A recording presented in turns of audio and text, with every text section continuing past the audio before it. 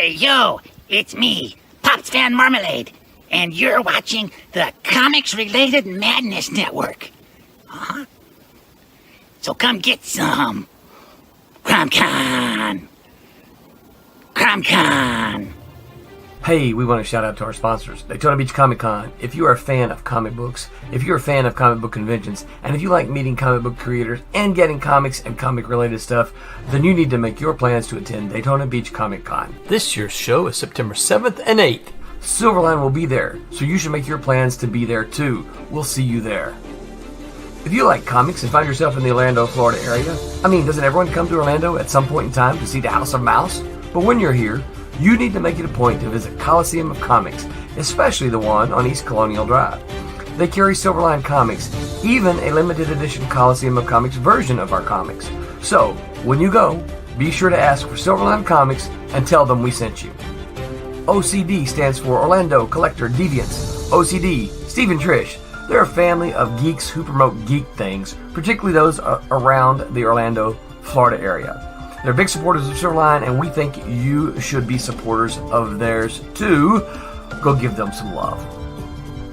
If you are an independent comic book maker and you need to get your independent comics made, you need to look no further than Kablam Digital Printing. They print our books, and they do a bang-up job. They're not only trusted by Silverline, but many, many independent comic book makers. Head on over to kablam.com and see for yourself just how easy it is to have your comic printed by them. And tell them Silverline sent you. Hi, this is Tim TK, host of That Silverline Show on Tuesday. Join us at 11 p.m. Eastern, 8 p.m. Pacific every Tuesday night as we discuss pop culture and the joys of making comics. Hi, I'm Barb Gilbert, co-host of Silverline's Wednesday Wham. Join us each Wednesday nights as we discuss comics, literature, movies, and anything else that may catch our attention. I'm Roland Mann, and I host Silverline's Silver Sunday. Join me every Sunday at 8 p.m. Eastern as we make mine Silverline.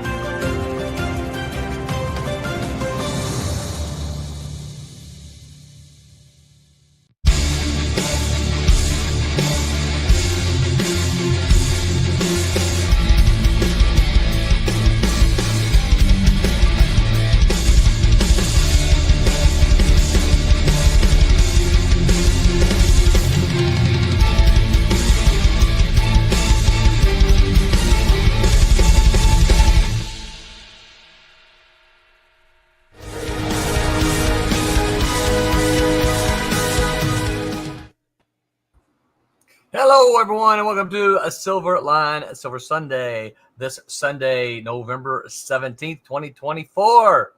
I am your host. I am Roland Mann, and I am joined, as usual, by Mr. Turkey or Ham, Mr. Thomas Formani Jr. Howdy do. Ham. Both. Because the pig is the most magical of all the animals. It's ham. Had enough turkey that lasts a lifetime. There, I'm with you. Go ahead.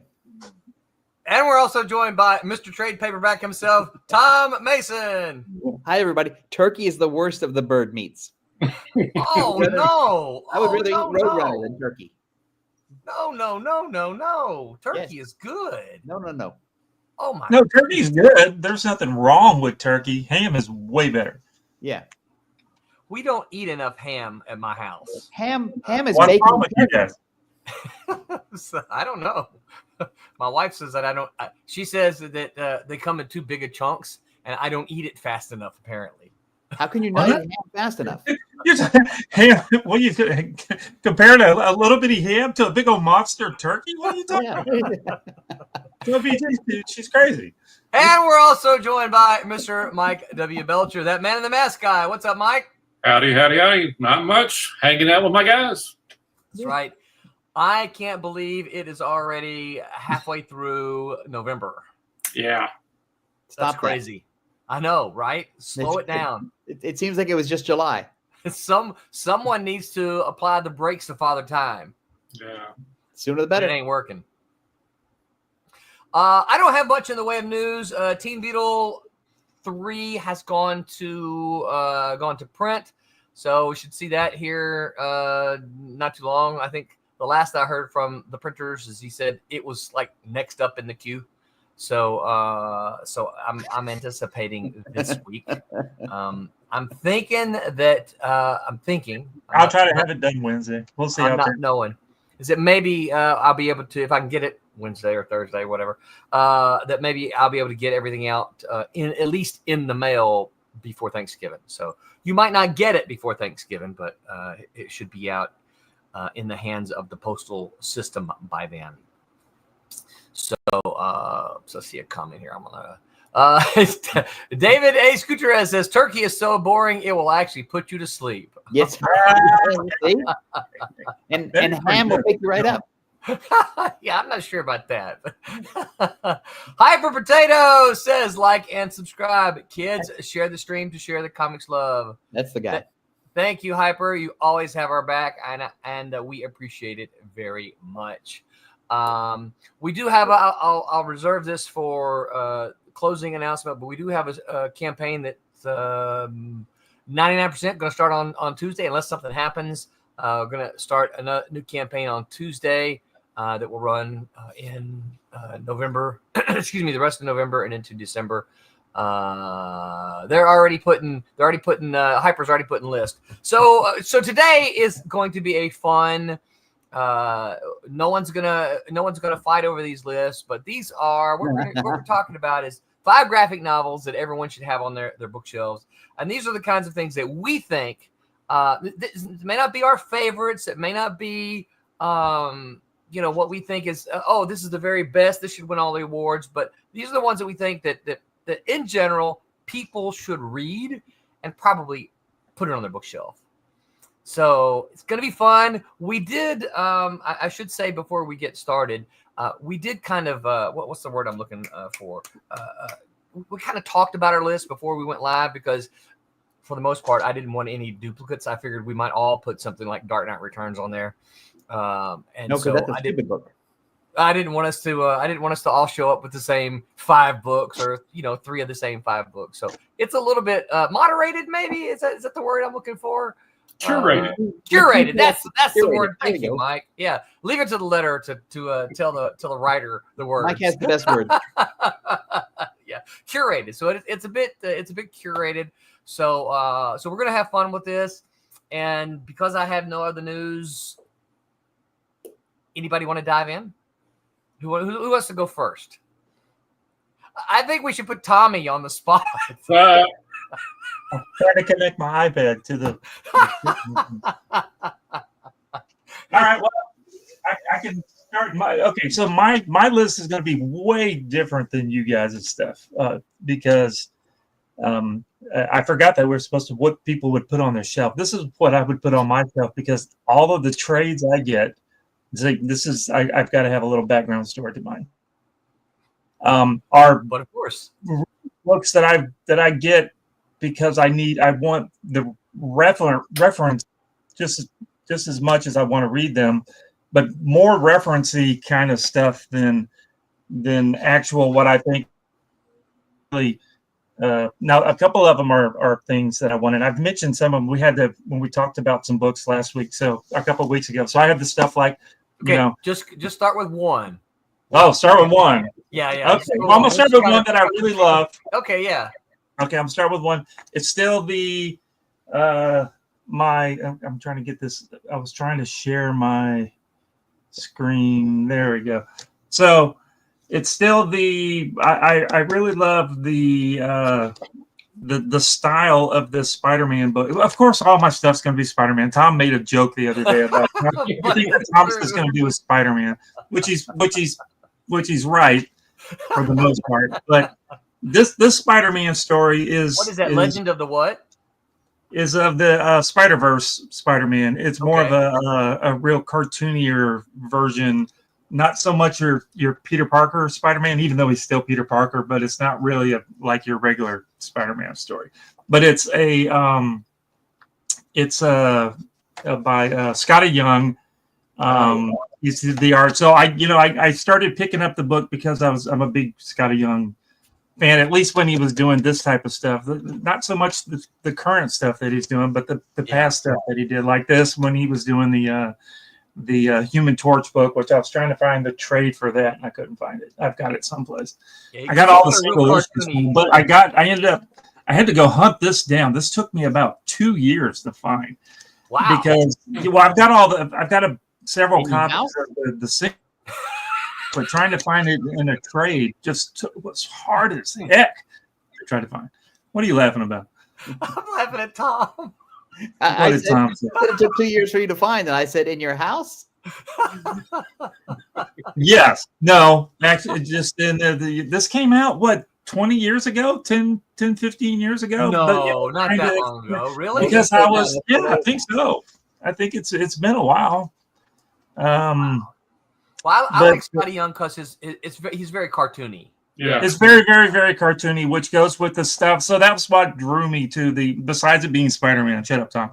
Besides it being Spider-Man, I just love the way that the cartooniness of the book. So I highly recommend if you like cartoony stuff. This is a really cool one. And when at the same time he was doing that Flash issues where he not Flash, I'm sorry, it's the Human Torch. And so you see that I didn't really read the book, I was just looking at that one. But it was still the great thing. So it goes back to my a lot of the stuff that you'll see in my pile here, which I got more than 5. I got a you can't see it because of the stupid thing. I got a boatload of stuff that I found, and this is not even really all the stuff I was wanting to find. I'm still missing all of the Calvin and Hobbes books. I was trying to find those. It takes you 2 years to find anything. I don't know where all this stuff is. It's in my house. So I see you, Hyper, but David asked, is that from the Marvel Mangaverse? Yes, it was.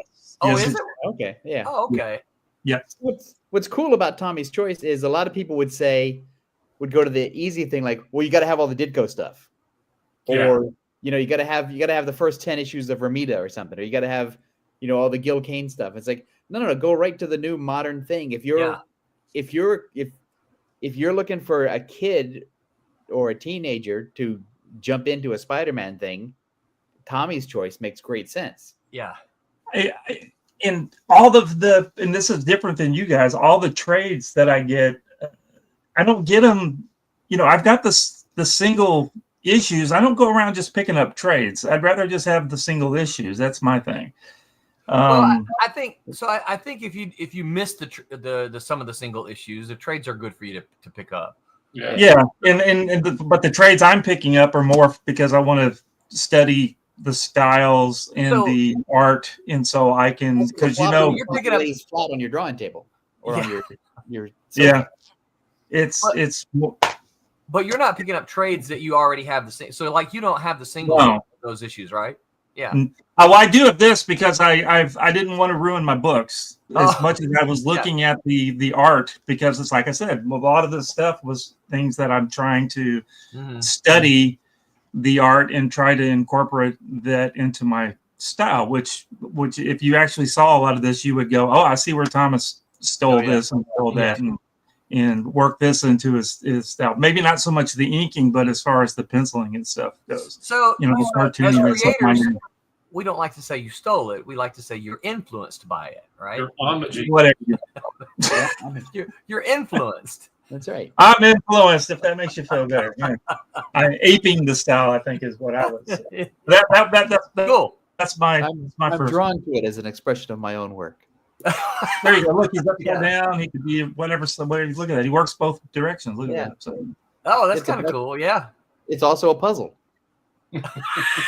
I know. There we go. What was that movie? I can wear it with the airplane, right? That's right, airplane. Look, it's a funny hat. Hyper says, and I don't know this one. Hyper says, Light Brigade, written by Peter Tomasi, is essential reading. I don't know that one. Does it star Sergeant Rock? Well, also, is it like historical? Because is it the Charge of the Light Brigade? I'm curious, Hyper, as to what that is. Yeah, lay it out. Tomasi's good, I think. So it's probably good, whatever it is. Yeah. I wish he did more. No kidding. Well, he might, if money were there. Yeah, well, I get it. There's reasons why our favorite creators don't always work. That's right. Yeah. That's right. All right, Mike. How about you? What's the first book you got? Well, I want to preface it. We're sitting here trying to figure out what our 5 are. I want to put it out there. Dark It's Knight hard to and pick 5. Yeah, exactly. Dark Knight and Watchmen, of course, are on my shelf, and I would always suggest that. But for this particular purpose, I was trying to think of just the stuff that I go to, the stuff that it just relaxes me. And I always will start with Eisner and Contract with God. Oh, yeah. Nice. Nice. This will always be where I kind of hit it to kind of get grounded, because not only is one of the first original graphic novels, from 1978, it is a incredibly moving and human story. Yeah. And like I said, it kind of, when I'm in a particular mood, surprisingly, because it's not a pleasant story. Right. But it's so well told, and it reminds, especially when we're sitting here trying to come up with our own stories, that stories don't always have to be so technical. Yeah. And really, sometimes you just need that little emotional bump to kind of get you going. Best thing I can tell you, start out with, it's about Frem Hirsch, and he, as a child, basically was doing what he could for his fellow man. And he was in Europe, and like I said, he would do errands, and he would do good deeds, and he would do everything he could. And it's a Jewish story. He's a Jewish Hasidic Jew, and basically the elders want him to go to America to kind of, the new world, so to speak, and kind of, he's a good person that needs to be over there in America. Yeah. And they basically, he kind of on a piece of rock writes a contract with God to kind of say, this is what I give, and this is what I hope to receive. It's basically the story.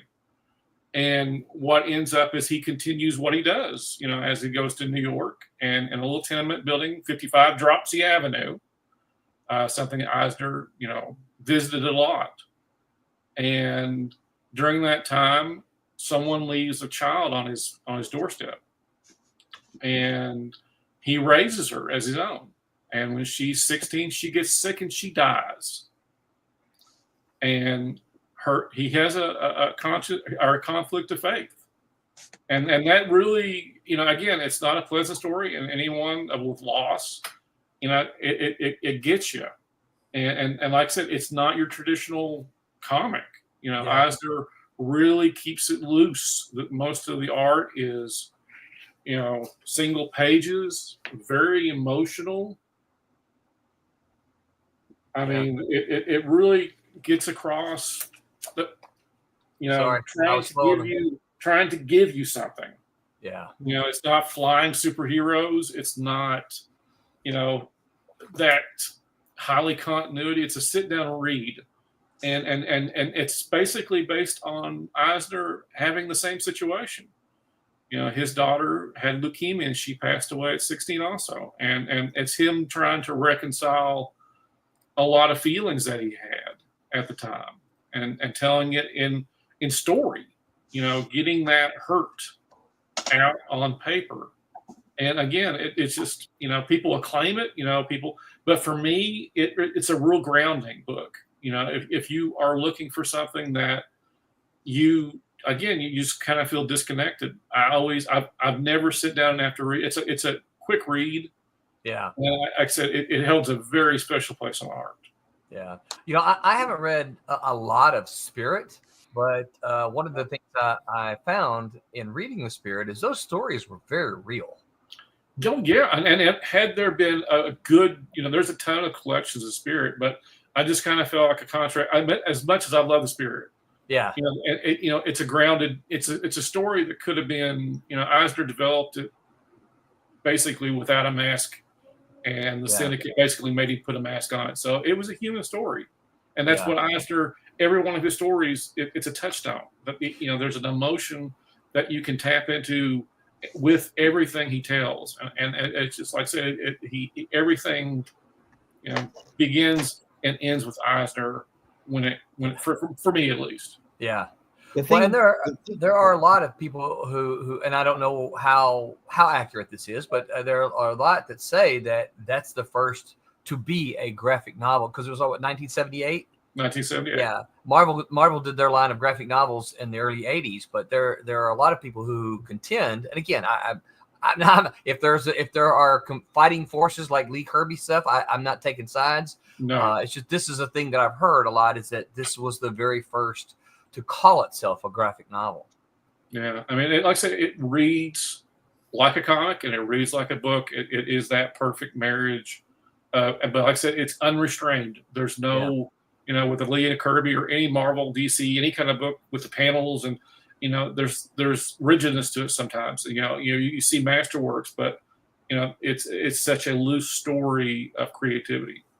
Yeah, it always read to me like it's a spirit story without the spirit, because there are a bunch of spirit stories where the spirit is basically on the fringes. Yeah. And what you're getting is a human story about the collapse of a marriage, or a guy who loses his business and turns to crime. And the spirit is just sort of hanging out on the side going, hey, you guys shouldn't do that. Right. Yeah. And so and usually get beat up for it. So, it seems like Eisner wrote a story for the spirit and then took the spirit out and then developed the story. Yeah. Sans superhero. Yeah. You could tell in most of the stories what he was going for. It's like I said, it's just his experiences in living in New York, and it's a fascinating point of view that when I tapped into it, I couldn't let go of it. I mean, it just discovering that world, whether it be the spirit or anything else Eisner created, they're on my shelf. Yeah. Good one. And of course, Eisner is a very much a classic. Yeah. Pop says, "Hey, yo, what's up, Pops? Running a little late tonight, are you? Good to see you here as always." Geekmen, Masters of Thunder Nerd says, "Howdy, y'all, Geekmen. Good to see you here. Thanks for hanging with us tonight. Thanks for hanging for all of you. So we've only had Hyper give us one that he thinks. What do you guys think? So we're going through our list. What do you think should be on your list? Tom? 1, 2, 3, go. All right. So here. Yeah, you're up next. So here's the thing. I can't stand Dark Knight Returns. because I know that's high on a lot of people's lists. I do have that. I saw it. And I can respect that. But I think if you're a Batman fan, that's like the anomaly book. Yeah. It's like a cartoony sort of political, sort of satirical version of the Batman mythos. And it's to me, it's almost like an Elseworlds title. It's off to the side. It's not Batman. When I want to go to Batman, who I love as a character, and I love seeing Batman's parents get killed like 100 times. Every movie, every comic book, every retelling, every flashback, they're going to go down that alley and Joey Chill is going to shoot the hell out of them, and they're going to be dead, and the little boy is going to cry. I could see that 1,000 times. But I always go to Batman Year One, because for me, if you watch the Batman movies in the theater, and you want that Batman experience in the comic book, you're not going to get it from Dark Knight Returns. You're going to get it from Batman Year One. And I think that tonally, Miller and Mazzucchelli understand Batman. I think Mazzucchelli brings to the form sort of what Frank Miller is missing from Dark Knight Returns. And I think the story wasn't even originally set up as a graphic novel or designed to be collected. It ran in 4 issues of the comic book. Right. So it was just a thing we went to the newsstand and got. And it was just a surprise. And I mean, look at that. How can you not want to read that? And so I would go Batman Year One. If you like the Batman movies, if you're into the Batman and you want to, get all those feels, and you want to see his parents get shot, It's the way to go. And I think Maz. Yeah, look at that thing. Yeah, Look at. there I you mean, go. there it is. They're dead. Spoiler. I don't have the collected volume. I don't have the collected volume, but I do have the issues that I picked up. I think it's remarkable. I think it's a tremendous piece of work. And Mazzucchelli is a master. Yes. He's whatever he is, a graphic designer or an art teacher or whatever. I forget what his background is, but he makes those pages just fly. You know, he's got one that I almost brought, but I'm like, I don't know that this is one that I really would say. Have you any of you read Asterios Polyp? Oh yeah. Yeah, it's okay. Yeah, that was kind of my thing. It's like, I don't know that I would, I enjoyed it. I mean, I bought it for not the full price. Well, but because the thing is, I think some of these guys work better in pairs. Yeah, I think so. It's the collaborative effort. Yeah. Yeah, you have someone to bounce ideas off rather than being stuck in your own little, this is my little world and I'm going to do this. And no one's gonna, there's no input from anyone else. I mean, just Mike Steadley sharing images. Look at that. I mean, that is a beautiful cinematic sort of. I mean, you open that up as a 2-page spread, and that's everything. Yeah. That's like a movie. Thank you, Mike. Hey, I'm with the assist. Yeah. I mean, it's incredible. Look at that thing. Grey Wolf says, hi, y'all. What's up, Grey Wolf? Thanks for hanging out with us. Again, you guys listed yours. What books do you think? You don't have to list 5 of them, but what books do you think should be on everyone should read and should be on their bookshelves? David A. Scooterus says, I would argue that Batman Year One is the high of the Bat books. The high that the Bat books have been chasing since. And the closest modern, and I don't know why it took them so long to do this, is that the Batman and Robin Year One is really close to approximating those feels. I mean, a lot of time has passed. It was that it's no longer new to me. Right. But I've been reading Batman and Robin Year One, and I get those same sort of feels. Yeah. I don't think it's on anybody's list because I'm looking at our list. But what about Arkham Asylum? Anybody?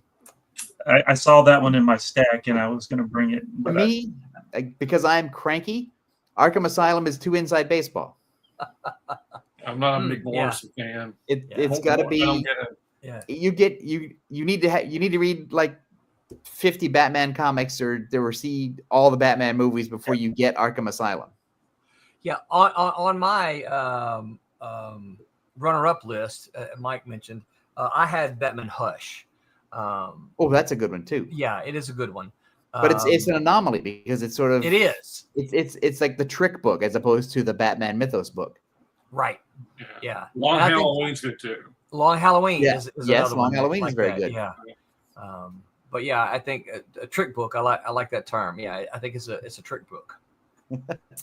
All right, so the first one I'm going to bring up then, since we're kind of going this way, I'm going to bring up Tim Truman's Wilderness. Let me zoom in here. Tim Truman's Wilderness, the true story of Simon Gerty. I am a big Tim Truman fan, and this one is. People always say, "Well, who's Simon Gerty, and why should I read this?" Simon Gerty is the Daniel Boone of West Virginia, right? Everyone knows who Daniel Boone is. Daniel Boone is to Tennessee what Simon Gerty is to West Virginia, what Daniel Boone is to Tennessee. Now, of course, this is in black and white. So for those of you who aren't, who don't like to read your comics without color, you might not like this one. But I absolutely love this. I love Tim Truman. One of the cool fun facts about this is this is an officially recognized historical retelling by the state of West Virginia. The state of Tim Truman put so much time and energy into the research for this.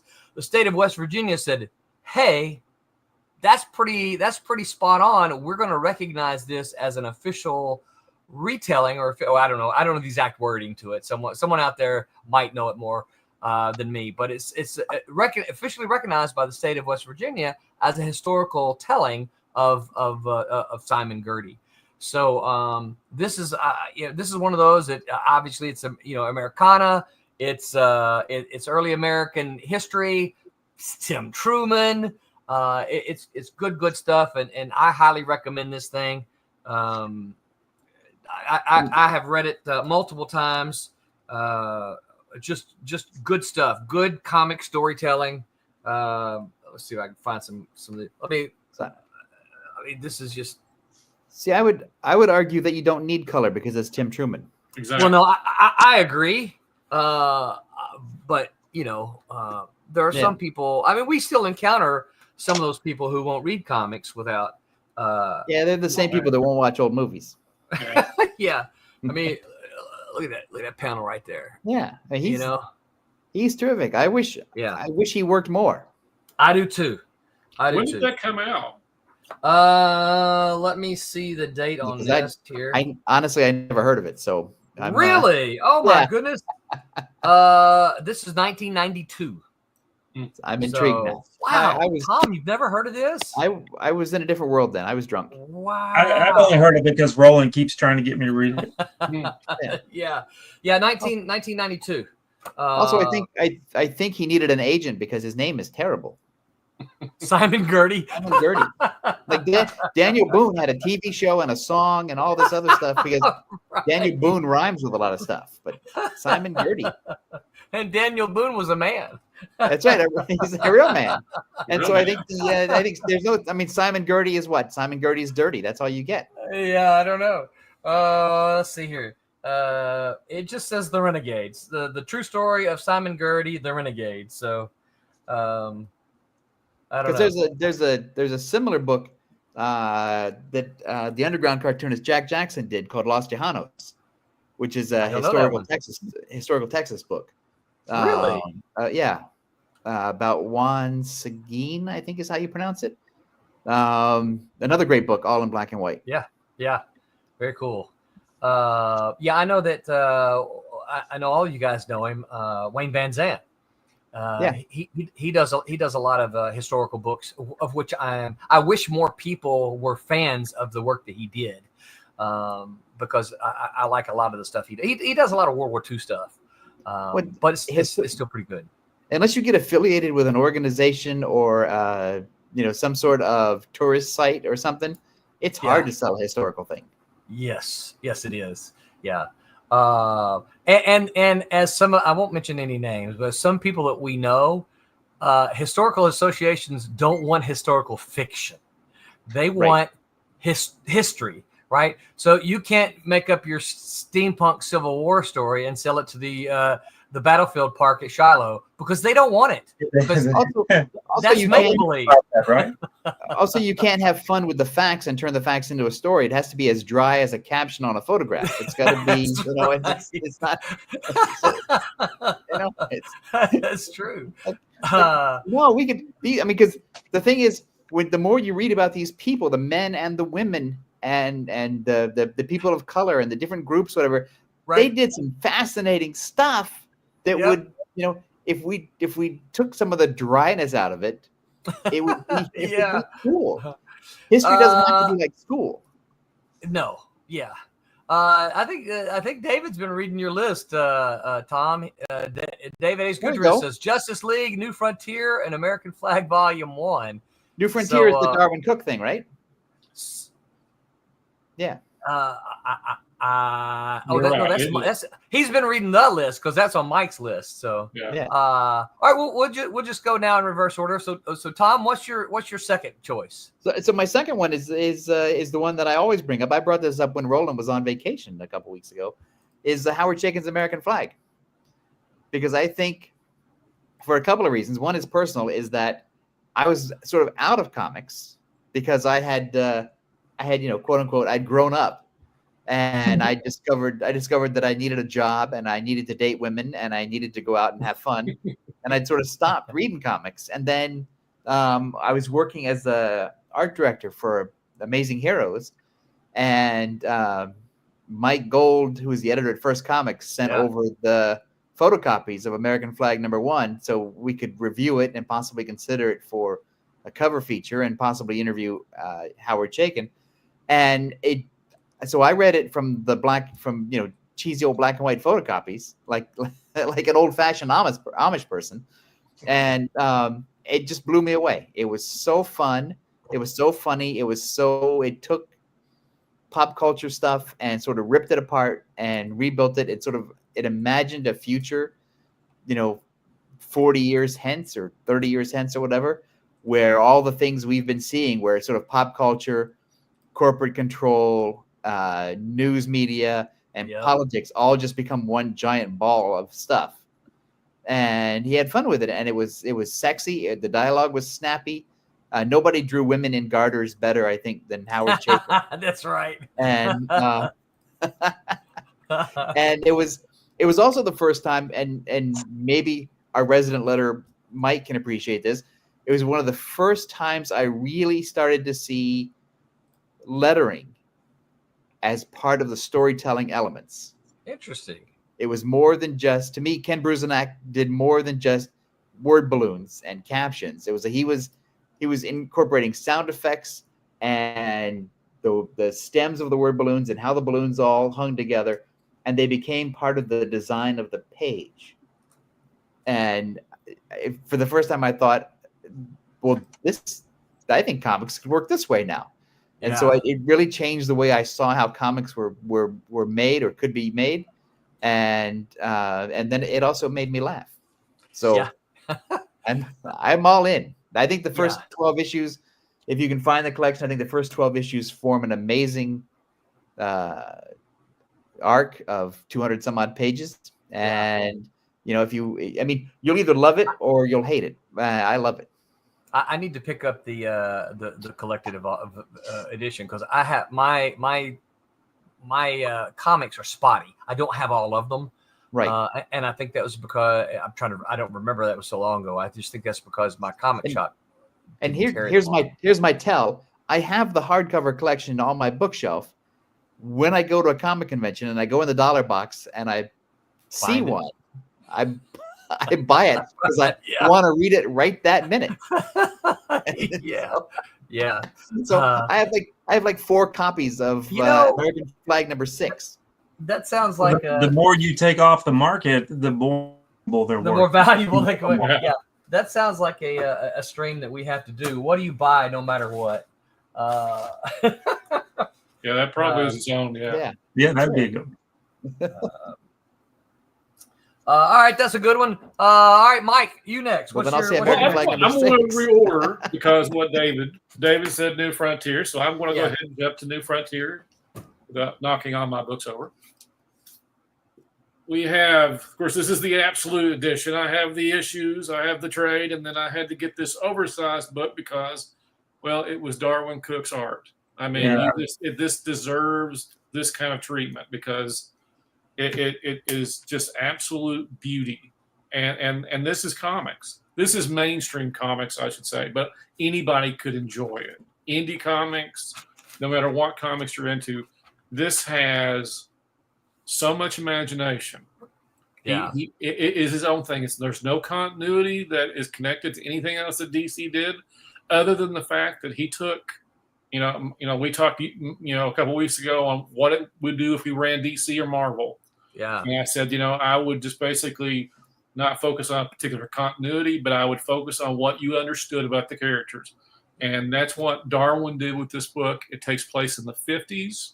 It could be considered a Silver Age book, but it's written in such a relatable, whimsical, harsh. I mean, there's so many ups and downs that he's able to do with the story.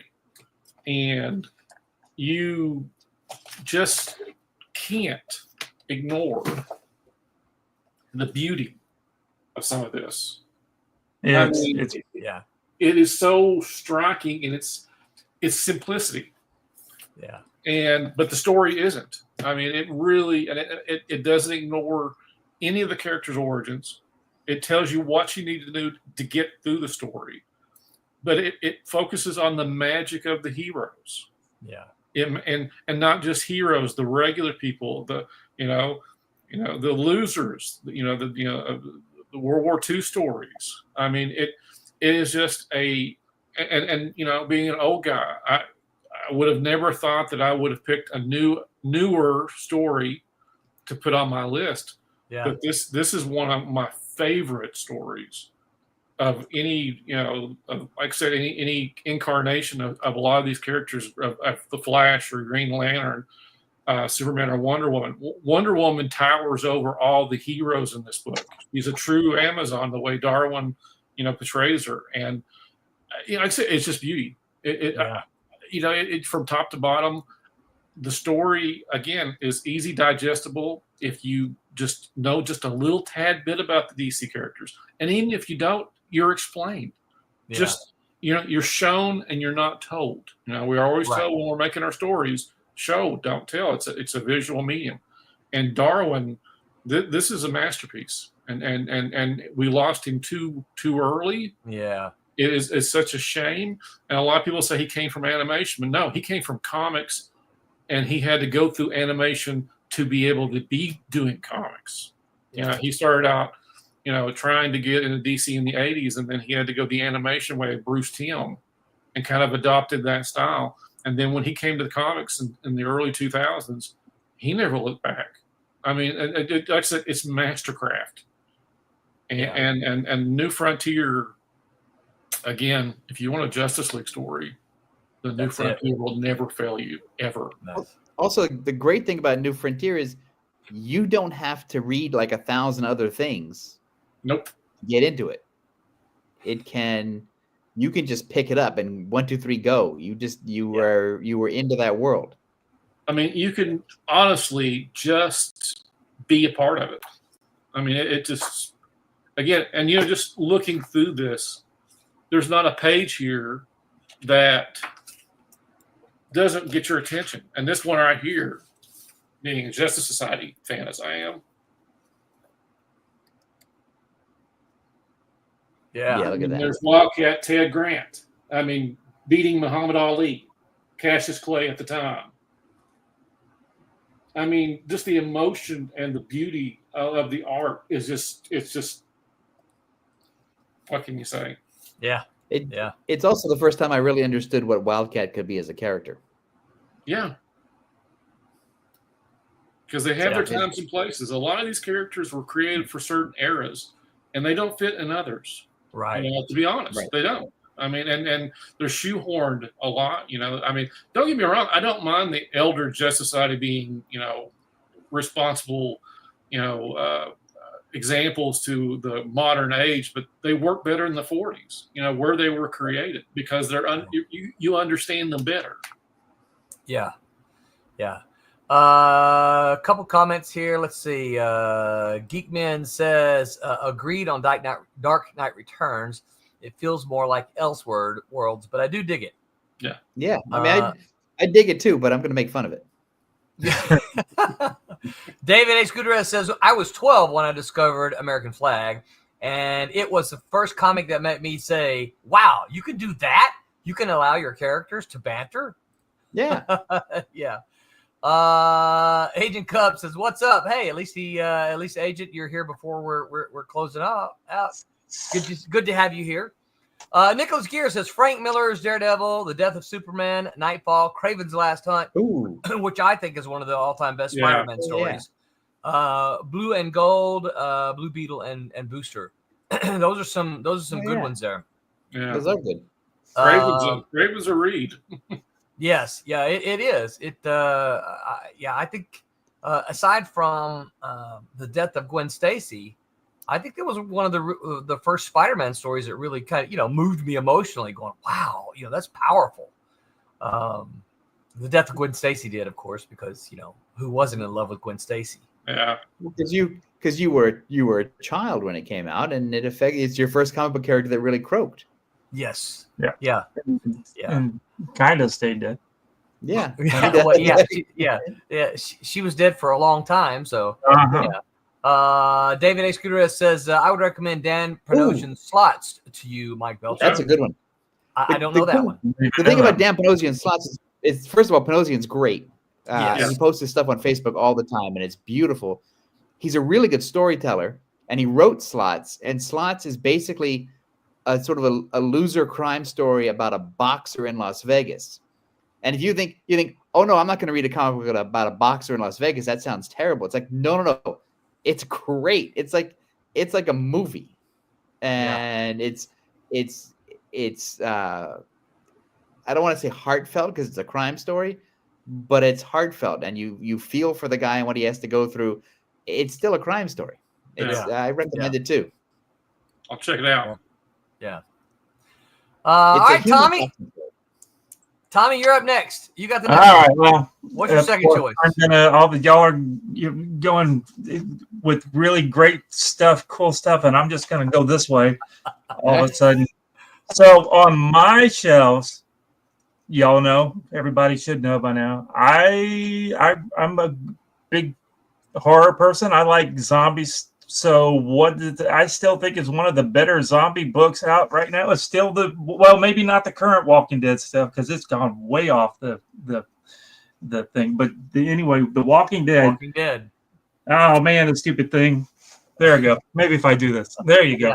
Yeah. So at least the first 20, 30 issues, it was really good because it's not about zombies. People don't understand. It's about the relationship between the characters and them just trying to live where there's zombies.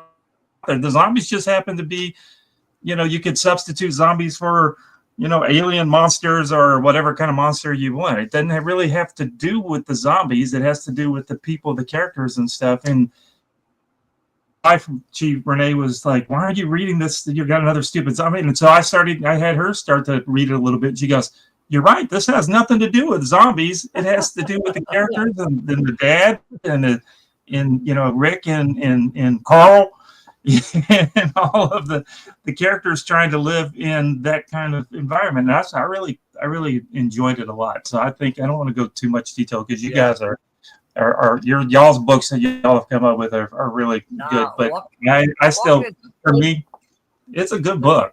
There's probably more. At least the first 30 issues are really good. It gets kind of goofy, but probably like more of my last that long. I mean, how can you keep going with it? More of my students have probably read Walking Dead than anything we've mentioned so far. Oh yeah, I bet. Also, the thing is, have y'all read any? What do y'all think about it? Y'all don't. I read the first issue, and I didn't read any more. Of which one? Oh man, I like The Walking Dead because the thing is, it's one of those things where when it came out, like nobody was doing a zombie comic. Right. No, it's stuff. I mean, it was all the vampire-y stuff there, and then all of a sudden, let's do zombies. But I mean, really, it's not if you could substitute any monster for the zombies. It's not a zombie story. It's just about a story about not the TV show because they kind of screwed it up, but it's about a father and his dad trying to survive. And the real bad guys in the books are the other people. The people are the bad guys. It's not the zombies. The zombies are just animals running around, and you're just trying not to get. Yeah, that's so. I think there are a number of parallels to. There are a lot of modern TV shows that are disguised as crime of the week, but are really like a soap opera with the crime solvers. And the crime of the week is sort of like we could all solve the crime in like 5 minutes. But we hang out because we like the characters and want to see what happens to them. NCIS is exactly NCIS is just really Gilmore Girls for guys. Right. They switched artists at about 5-6 issues into it, but it's always had I love the art in it. It's always really cool. It's a black and white book, so like Roland said, some people are not going to want to read it, but it's still black and white. Oops, there we go. Dropping it all, ruining my. I've got so many books that doesn't good color. No, it doesn't. Well, it's got that grayscale Zipatone kind of thing going on, But and you can get the trades. They got all kind of special editions of it. You got this big omnibus version that's got like 5. So there's tons of it, and then there's color versions of it, and they've really milked it to death. So that's the reason why it sucks now. But it was really good towards the first 15, 20. Mike's like, no. When you get to a point like season 20 of NCIS and it sucks now, you still want to go back and watch the first season. Oh, yeah. And that's cool. Yeah. So anyway, that's me. Absolutely right. Yeah, we liked the NCIS so much that the wife and I recently started watching New Orleans I think we're on season 2, watching New Okay. Orleans. And I really like. I like the Los Angeles. I haven't seen that one, but Lucas Black. He's great. Yeah, he's really Oh good. yeah, in yeah, that. that kid. Yeah. He's really good. Really kind of surprised me because They're actually doing a younger Gibbs thing now. They're starting. Really? Yeah. NCIS Origins. Oh yeah. when you get something that works, you just milk it, right? Until Just gotta until beat it on the ground. the train flies off the track, right? So let's see here. A couple more comments. Grey Wolf says, I call my Renfield trilogy historical horror fiction, a vampire tale set in 1930s gangsterland, Chicago. Nice. Cool. There you go. David H. Gutierrez says, Chaikin and Jose Luis Garcia Lopez's Twilight is one of the best sci-fi books for yourself, and it is gorgeous. Yes, it is. That's another one I'm not familiar with. Did they co-write and Chaikin do the art? Chaikin was the writer, I think, and Garcia Lopez was the artist. Oh, really? Okay. Yeah. Wow. And that's the thing. It's so rare to find Garcia Lopez on a complete series that you should just pick it up for that. Right. I love exactly. Atari. I love Atari Force. I don't care who wrote it. I don't even care if it was scripted at all. It's Garcia Lopez. Yeah. Hey, did I tell you the one time? Speaking of Atari Force, I visited Hank when he was still at DC. This is several years ago when I went out to California to move Brittany out there, and DC had just moved their offices to Burbank, and so I went to visit Hank, saw Chadwick, and got to tour the DC offices. Well, Hank took me into the vault, and which is very cool for those of you who know what the vault is. It was really cool to see all the old DC stuff there. On my way out the door, though, they had a box, literally just a box, just looked like the box that you had when you were 7 and you threw all your comics in. They had a bunch of them in there, and they said, "Hey, you want a comic from the vault?" And I said, "Of course." I had just seen Action, Detective Comics. Yeah, give me one of those. 37 Action Comics #1, whatever. They're like, I said, "Do I get to pick one?" They said, "Yeah, you can pick one from this box." And I looked down and it's like, okay. And I said, "Well, what are these?" And they're like, "Well, these are just books that we found that we had tucked away somewhere, and so we don't need them. So yeah, you can have some." So I went and I grabbed me a copy of the Atari Force ash can out of there. So it was really pretty cool. Yeah. All right, so I'm gonna stay on the black and white kick here. So my next one might be a little contentious, although I don't hope not. And I'm gonna say Dave Sims' High Society. For those who don't know, Dave Sim was certainly one. I guess I should leave it up here while I show some of the artwork. This artwork is just gorgeous. Yeah. Dave and Roland, I have that one in my box. I didn't pull it out, so don't think all the ones I bring in aren't like Dave Sim is one of the premier independent creators. For those of you who making independent comic books, there's a lot that you owe to Dave Sim because he was one of the forerunners of independent creator rights.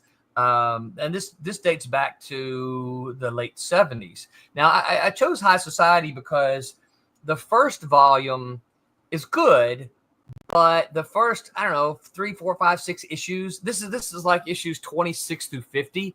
You can see this is called the phone book. This is like 26 through 50. But the first few issues are really just kind of a spoof of Conan. Yeah. And he's still kind of figuring his way, finding his way, figuring out what exactly is a Cerebus, right? And that's Cerebus right there, the aardvark. And so some of the early stories are a little rough around the edges. And once he finally kind of figures his way into who Cerebus is, he tells some really, really good stories. Now, towards the end of the run, and it ran for like 300 issues. Yeah. Towards the end of the run, it gets a little wonky, gets a little goofy. But I think certainly the first 200 issues really, really, really well worth reading. And you can find these things in these trade papers. High Society is basically, it's a poke at culture. It's a poke at high society culture. And the things that they do, the privileges that high society has that the common man does not. and of course Cerebus is right smack dab in the middle of all of it. And those of you who are into independent comics really ought to check these. This one, and then I couldn't decide between this one and Church and State, but Church and State is 2 volumes instead of just 1, so I went with High Society. So I would say High Society and Church and State are some of the best Cerebus books that you could read. There are 2 things I like about this. One is that when Dave Sim started Cerebus, he said, I'm going to do a 300 issues comic book run. Oh, I didn't know that. People were like, yeah, right, sure you are, of course you are. And then he did it. I mean, he did 300 issues, and that's which is incredible for anybody to be able to do that as a monthly comic or whatever. Yeah. And then the second one is that the phone book that you held up. I remember when he published those, and he went to Diamond to try to get them to sell it, but Diamond's discount made it unprofitable for him. Like he was going to lose money with everyone he sold, so he just said, to hell with you, Diamond. I'm just going to sell them by mail order. And they were so successful selling them by mail order, the retailers are calling up Diamond saying, look, you got to make a deal with Dave Sim. We want to get those in our store. And so then Diamond changed their terms so that Dave Sim could afford to print them. I did not know that. And go through Diamond. Wow. Yeah, I didn't know that. A truly independent creator. He had a plan. He stuck to it. Yep. And then when he hit the roadblock of distribution, he just said, I'm going to print them and do it myself. Yeah. And then they came back to him. And that's I admire him sticking to his guns and getting them to bend their terms. Yeah. True. And Church and State, I'm trying to remember if Gerhard was helping him at this point in time. I think so. It was.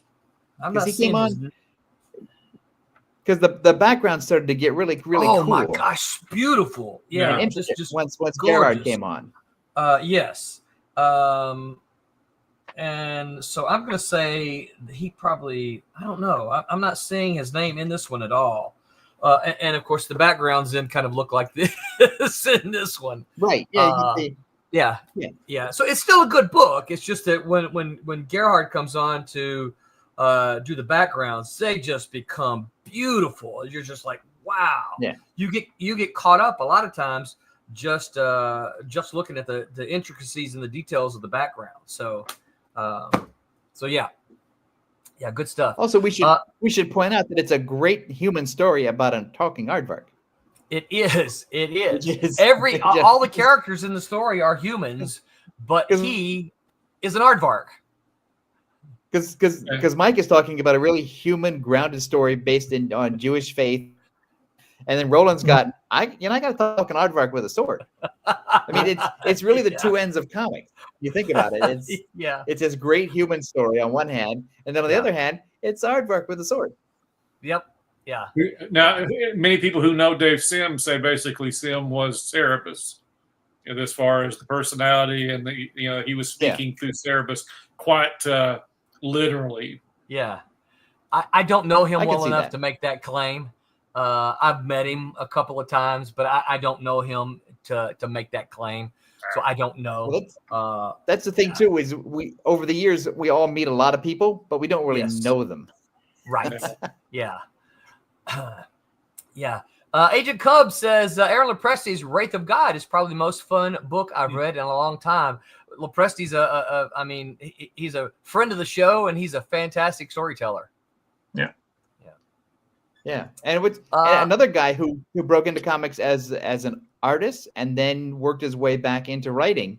Yep. And then started writing his own creation. So another comic book guy who went full circle to do everything. Yeah, absolutely. All right, Tommy, what's your book number 3? I shared you a couple of links there. I couldn't find any. But what I have on my shelf is, in everybody that knows my Zomboy story, is the Calvin and Hobbes books. I just love those books so much. You guys just don't know. And I couldn't find any. So that tells you, maybe I don't love them. Couldn't find any. So let me get the chair. It's a newspaper strip that they combined into, so it's a trade paperback, right? So we're talking about trades, so it can go on. So just all of the it's an imaginary world where all of a sudden his stuffed animal becomes a big cat. They go on adventures and they have fun, which is basically kind of what I've borrowed to do my Zomboy stuff, where all the first graders are either superheroes or super villains, and everybody else is the ones that get beat up. So it's kind of when they're in that imaginary world kind of thing. So that's kind of what the whole, but a lot of the stories in there, and and it was week after week. So when they compiled them all together, it's sometimes it skips around, but you can kind of see where it follows. It does have a progression, yeah. It has if you read them all to it, yeah. When you're reading it in the trades, and golly, there was what I think I got about 15 of them. They because he did that for forever, 10 years. And there's of course the Sunday version was always in color and it was bigger. Tom? Sundays when he was Spaceman Spiff and he fought dinosaurs and he's that stuff was crazy. I mean, is it as big of adventurous as all the Justice League, Batman stuff, and all that kind of stuff? Are there really cool books that were regular superheroes? Oh, this is what's on my bookshelf. This is what I like. This is stuff that I like. This really directed my storytelling. I've told you for many years, I'm a fan of Zomboy, and of course, did I mess them up? That I told you that I stole it? No. I knew that. I was in fact, you and I talked about it, right? Yes. But I also like Calvin and Hobbes, so it's like I can see a lot of your influence there, right? The influence, yeah, exactly. It's just love they can just go into their world and do whatever they want to do. That's fun. It's not Calvin and Hobbes, but you can if you know Calvin and Hobbes, you can read Zomboy and you can see the influences that the things that influenced you from Calvin and Hobbes to create Zomboy. Yeah. And also I'm not a comic snob in the sense that it has to be superheroes or it has to be a graphic novel in the story sense. It's just comics. I haven't superheroes yet, right? Well, I'm glad you said that because my last two have nothing to do with superheroes. Yeah. I like superheroes, but yeah, I don't think they have to be superheroes. I think comics, and I realize I'm preaching to the choir here. I think comics is a storytelling medium that exceeds superheroes. I think superheroes are perfect for comics. Don't get me wrong, but I think the medium itself exceeds. And our subject was, trade paperbacks or graphic novels that you have on your bookshelf. These are the ones that I've got all those books that you guys are talking about. The other stuff, but I've got the single issues. These are the graphic novels stuff that Also, there are many Calvin and Hobbes storylines that are though they're short, like they last for days or 6 days of continuity or whatever. There's one where Calvin lost Hobbes and couldn't find him. It's heartbreaking as any Batman story ever to get lose his stuffed animal. There was some superhero stuff. I forgot what he was doing. I think Tom must have a little bit of lag in his hotel there. That's because he's in another country, probably.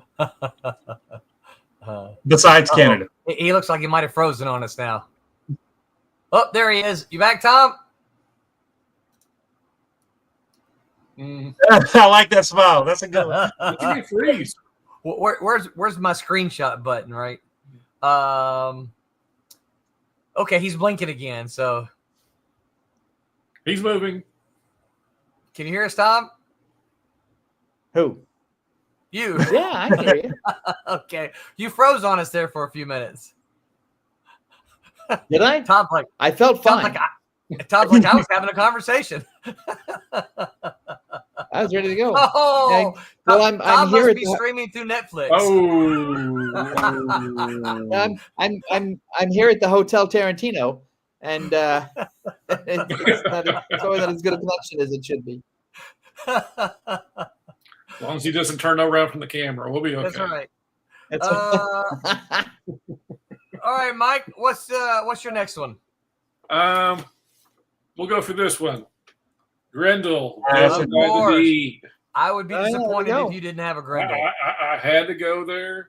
This is my American flag. I've got probably 7 versions of this hardback, black and white, red, different shades. I mean, Wagner's gone down many avenues with that. Even did a remaster where he, because this was in the backup of Mage, the Hero Discovered. This was a 6-page backup in Mage, and so they collected this, and I of course I have to say I love these graphic novels of the 80s.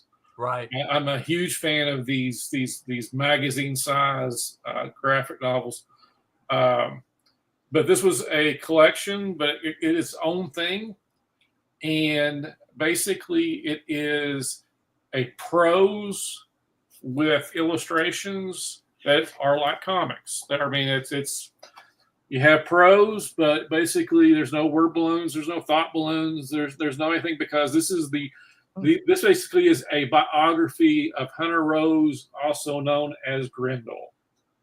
And as a teenage boy, you they talk about superheroes and villains or whatever, or empowerment or whatever. This is the story of the bad guy. And as a person that loves heroes, I have to say this is my guilty pleasure, because it is so well done. And as you know, we spoke a couple weeks ago, Wagner was just full formed. I mean, to this day, I mean, it's the storytelling that's in this book.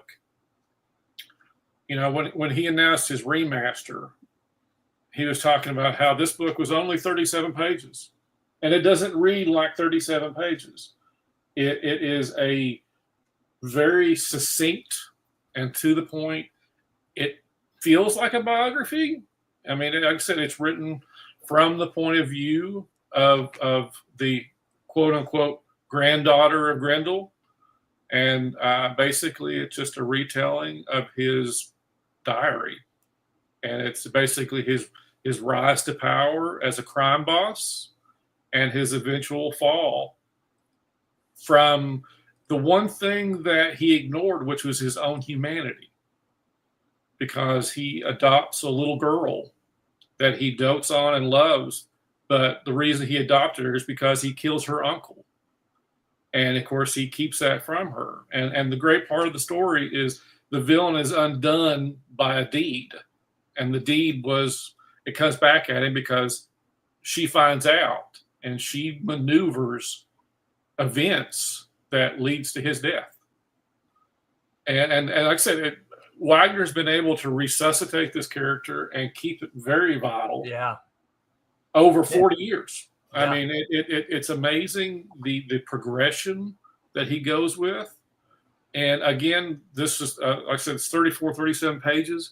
And last year he expanded it to 120 pages. And when you read them side by side, there's no difference other than this is really nice that I get more information, but I get all the information in this too. These are almost, one doesn't replace the other as far as being able to entertain you. Right. And again, this is a guilty pleasure for me. I mean, I love good guys, and but when Wagner once said that Mage was his dreams and Grendel was his nightmare. This basically, as far as storytelling. And like I said, Dell by the Deed it's one of those indie classics of the 80s that, it's like Cerebus and American Flag and Nexus and all these other characters that's the reason we're here. That's the reason, we're allowed to tell the stories that we can because of the path these books, blaze for us. Yeah. And again, it holds up so well. And, it just, like I said, it's a must-have on my shelf. Nice. Again, many times. Nice. I got to dig back into my Grendels. You've been getting me because we talked about it, several times over the last several weeks. I gotta dig back into them. I haven't read them in years, so I need to dig back into it. Tom, what about you? What's next for you? Well, I have 3 left, which we're not going to have time for, I don't guess. Yeah, no, we're not. It's tough to pick the one that I want to go to, but I'm going to pick Bone by Jeff Smith. Because I think Funny. I already had it queued up for you. There we go. Thank you. The thing is, so a couple of things. One is I didn't know what Bone was, but it debuted at San Diego, and I knew Wayne Markley, who was the marketing guy at Capital City Distribution at the time. And I ran into him at San Diego, and Jeff Smith had set up with his cartoon books imprint. He had a booth at San Diego that he and his wife were running. And Wayne Markley just grabbed me by the arm and said, I'm going to take you someplace, and you're going to buy this book, and you're going to love it. And he took me over to Jeff Smith's booth, and I picked up a copy of Bone #1, and I read it. And the thing is, it's this little Bone White looking character who looks like a Nickelodeon cartoon, and it's you think it should be funny, but it's like a Carl Barks Donald Duck adventure story. It's got rich characters. They're 3 very distinct characters with unique personalities. It's an adventure story. It's goofy. It's funny. It's silly. It's also harrowing, and as adventurous as any sort of Indiana Jones movie. And the more you get into it, the more he sucks you into that world that he creates, that you can't wait to read more of it. And I think it's really an achievement in world building. It's an achievement in characterization. It's an achievement in look, and it's an achievement in success because there was nothing like it in the market at the time it came out, and it succeeded. People loved it. And then when Scholastic Books picked it up and put it out in the trades and colored it, it just exploded again. And I think it's a kind of book that you can give to people who don't like comics, who don't want to read comics, who don't want to buy comics every Wednesday or whatever, and just say, here, this is a thing that you should read. And I would gauge. I'm such a horrible bigot that I would gauge people on whether or not they liked Bone. Like, if you like it, we can be friends, and if you don't like it, you're out. I got no use for you. I'm right there with you. I agree. Tom, it was definitely the reason why I started doing another. When I did Zomboid, was right after Bone came out. I'm like, I'm going to do one too. Yeah, I think there's. Do you know how I discovered Bone? No.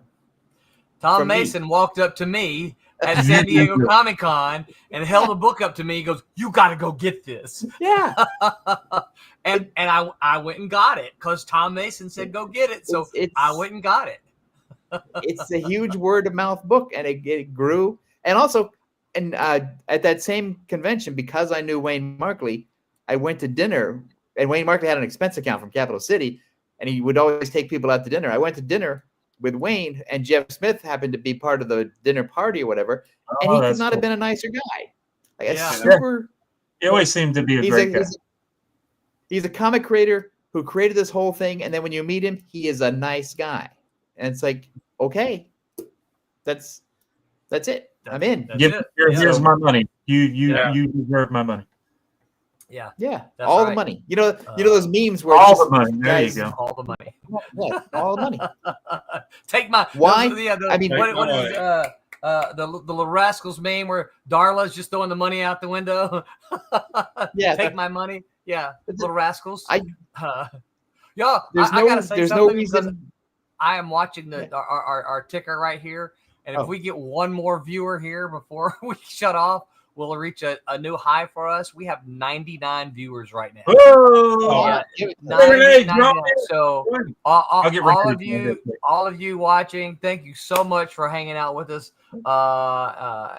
We appreciate you. We know you could be doing a lot of other things on a Sunday night, but we appreciate you guys hanging out with us. Hey, they need to call one of their buddies and tell them to join in. Say go. They need one more to hit 100. Now we sound like a Jerry Lewis telethon. I know. That's right. Yeah. We Call just need one more. in the next 5 minutes if you can call.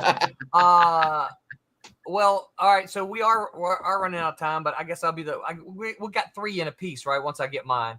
Yeah, that's not bad. So my last one is going to be, probably no surprise to anyone, is Mouse, by Art Spiegelman. Now, Mouse is another black and white one, but it also has you'll notice funny animals, right? It is a Mouse is one of these. It won the Pulitzer Prize. So it's I got to take a screenshot. We got 100. Whoa! Yay! Whoever you are that joined, thank you so very much. They win a prize. What did they win? I got a screenshot of that. So Roland comes to their house and reads Mouse to them. Yeah. So hold on. I gotta put this on there before I lose it. Hold on. So all right. So Mouse is the story of Art Spiegelman. He's the narrator, right? He's the artist and the writer, but he's also the narrator of this, and he tells the story of his father, who is a concentration camp survivor, and it basically goes through World War II from his father's perspective, being in the prison camps, and then of course going forward, meeting his wife, who becomes Spiegelman's mom, and that kind of stuff. It's a very, very, very good book. It won the Pulitzer Prize, but don't let that turn you off from it. You need to go read it anyway. All the Jews are mice. All the Germans are cats. All the nationalities are represented by animals. So when the Americans enter the war, the Americans enter as dogs, right? The Poles are the French are frogs. The Polish people are pigs. So all of them have, all the nationalities are a different animal. But it's a very, very, very good book. It's very moving, particularly those of you who like history. This is again, it's a story within a story, because it's Art Spiegelman interviewing his dad, who is then telling the story of his experience in World War II. I'm trying to find out, see if I can find Art interviewing his dad. So this is just this page right here. That's just Art interviewing his dad, like in modern times, right? And then when they, of course, go back into World War II, then you see right here, all the Germans are cats, right? So it's highly recommended. This should be on everybody's shelves. Everybody should read this.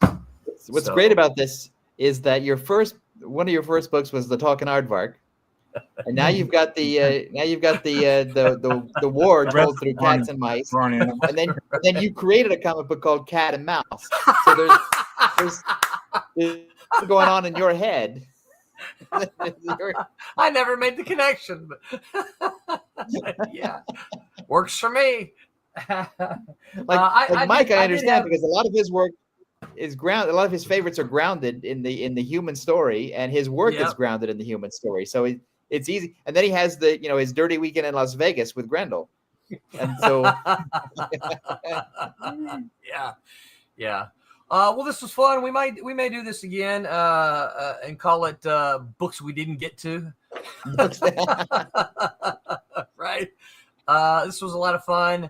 Yeah, you got Superman, Nexus. Yeah, absolutely. Yeah, mine would be, my other two would be V for Vendetta and Hellboy. Yeah, V for Vendetta and Hellboy, and I had Persepolis and Watchmen. Those are good too, except for Watchmen. Yeah. Well, I think Watchmen is one of those that you should read, right? If you're a comic book person, you should read Watchmen. So, I think you should try to make your way. The problem with Watchmen is what we talked about for me off the air, which is I love it. Yeah. Until I get to the 12th issue. Right. And then, it doesn't. I could read the first 11 issues over and over again. I just don't like I don't think he stuck the landing. Yeah. No. And I think, of course it's what, 40 years old. I think it's I don't know, a little dated maybe today. Trying to read through it again. I think it's one of those books that you should read. if you want to make comics, particularly. I don't know that you have to love it, but I think it's something you should be. If you're going to enter the conversation of making comics, you should be aware of what Watchmen has said before you try to interject. That makes sense. It's a great story that unfortunately overflooded the industry, that everybody felt like they had to do a Watchmen. Right. Yeah. And it was, like I said, it got too much because, it's a great story. But again, everybody still too big for a too big for his own britches. Also, he created, I mean, even though he took characters that had pre-existed and reimagined them with different personalities and different costumes, different powers, whatever, there's still characters that you didn't see in comics at the time that thing came out. No. And I don't think there's ever been a character before like Rorschach. No. And the comedian and the naked blue guy, Dr. Manhattan. Dr. Manhattan, yeah. So it's a unique experience. It is. I remember when it was coming out, and I was like, for some reason, it was halfway through when I started, and I picked up a couple of the issues, and I'm like, I'm just gonna have to wait. Because I was trying to go back and find the first one. I think it was really hard to read. Yeah. Maybe I was like 6 or 7, not my age when the issues. It's not an easy read. No.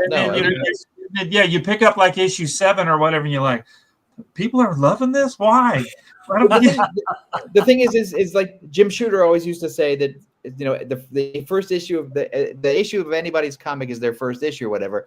That's not true with Watchmen. You can't get issue 6 and then sort of like catch up and figure it out. You got to go back.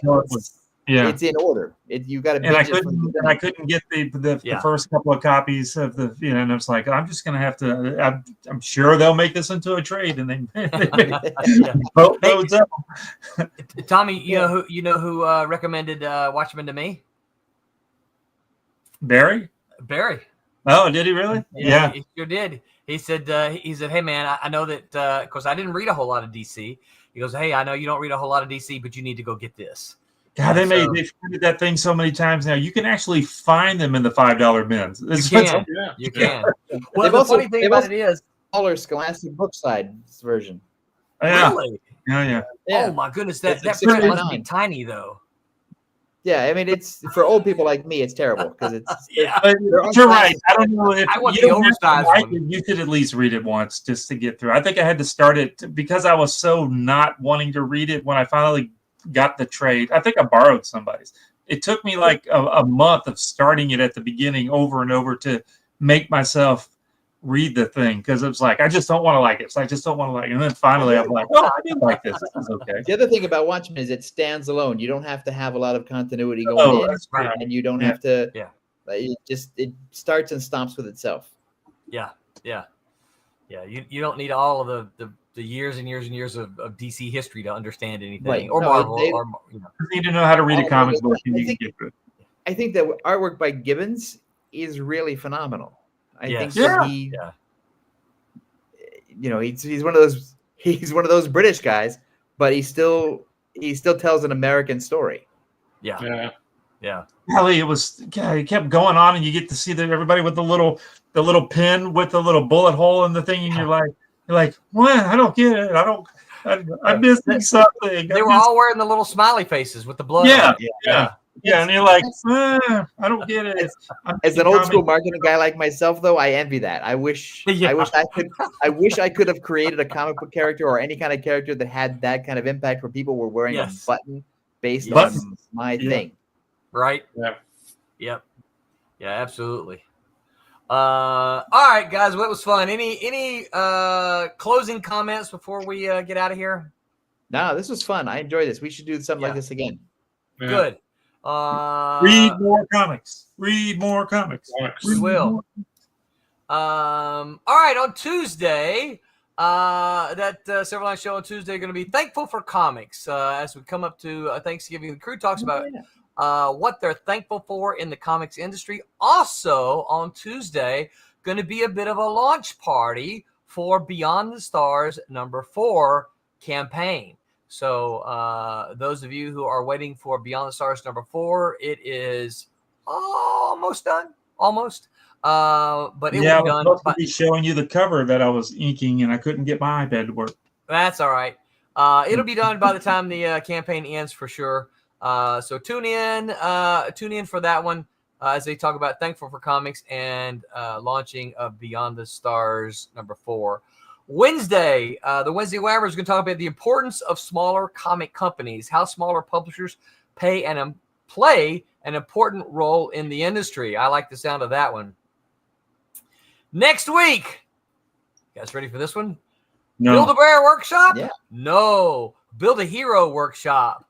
Silver Sunday crew are going to walk you through the process of building a character.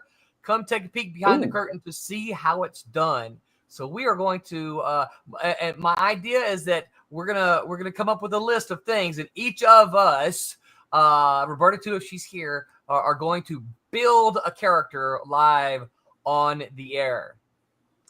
So he one should have a sense of humor. with everybody's input,